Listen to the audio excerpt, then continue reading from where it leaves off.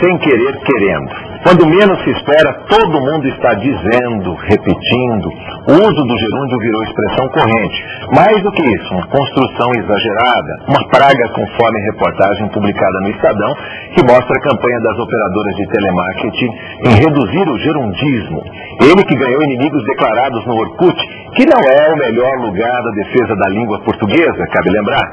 Mas se a língua se molda a conveniências e agrega novas expressões diariamente, num processo lento e paulatino de aperfeiçoamento, o que é certo, o que é o errado, quando se trata no uso ou abuso do gerúndio. Esse é o tema do Quarto Poder de hoje. Nossos convidados são Luiz Alcubierre, representante, vice-presidente da Associação Brasileira de Telemarketing, e o professor Círio Pocente, professor da Unicamp e colaborador da revista Discutindo a Língua Portuguesa. Na outra bancada, o nosso convidado é o deputado Giba Masson, do PV. Muito obrigado pela presença, deputado. Muito obrigado, professor. Professor, antes de mais nada, eu queria que o senhor falasse sobre este gerundismo. Vamos estar no dicionário, gerundismo. Por que gerundismo? Há um excesso do uso do gerúndio hoje em dia. Há uma guerra declarada na internet, na mídia. Olha, provavelmente há um excesso se você compara com o que havia antes, né?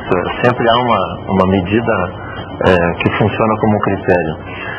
É uma construção que você encontra na língua. Se você dividir aquilo que se chama mais tipicamente de gerundismo em pedaços, você vai ver que a estrutura sintática é absolutamente consistente. Você tem um verbo ir, mais um verbo estar, mais um verbo dito principal, né? Depois do verbo ir vem um verbo no infinitivo, depois do verbo estar vem um verbo no gerúndio. Do ponto de vista sintático, nenhum problema. Do ponto de vista, digamos, do sentido que essa expressão pode ter, também em tese não há nenhum problema, porque o ir é a forma utilizada hoje no português falado, inclusive culto, né? No português culto falado. Talvez não no escrito, ou talvez não em todos os textos escritos, provavelmente não, para marcar o futuro. As pessoas não dizem mais, ou raramente dizem, vou ensinar, dizem, ensinarei, dizem, vou ensinar.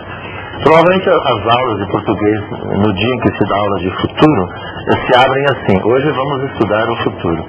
Aí se abre o livro, a gramática, e se lê, estudarei, estudarás, estudará. Ou seja, o futuro hoje é feito, em português, é construído com ir mais infinitivo.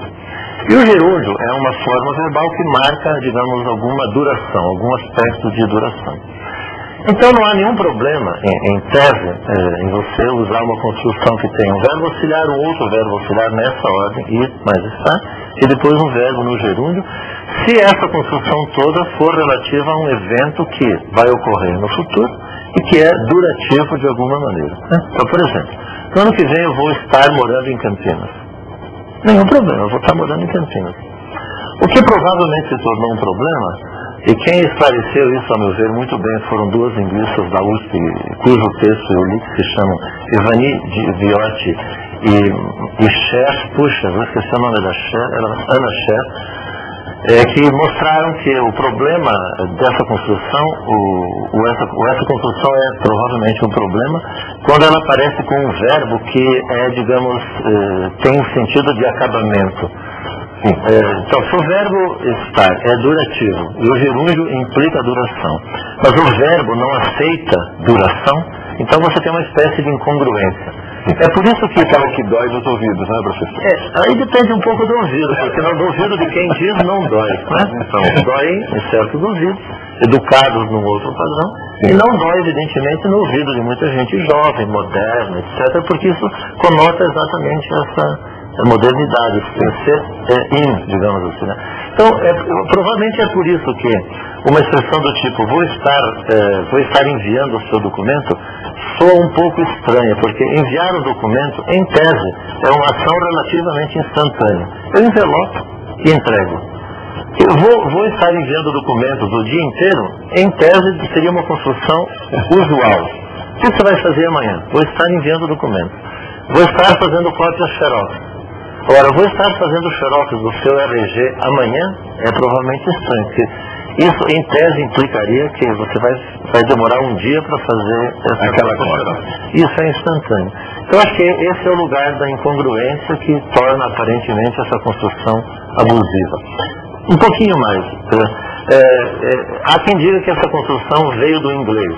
Eu não sei se ela veio do inglês. Isso ainda no programa. Acho difícil porque quem mais usa é quem não sabe inglês.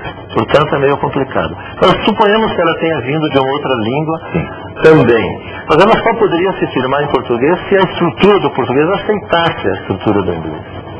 Ou seja, portanto, do ponto de vista estrutural, isso não é um problema. Eu diria que se houver um problema, ele é semântico. A incongruência entre uma expressão de duração com um verbo que não aceita, em princípio, a duração.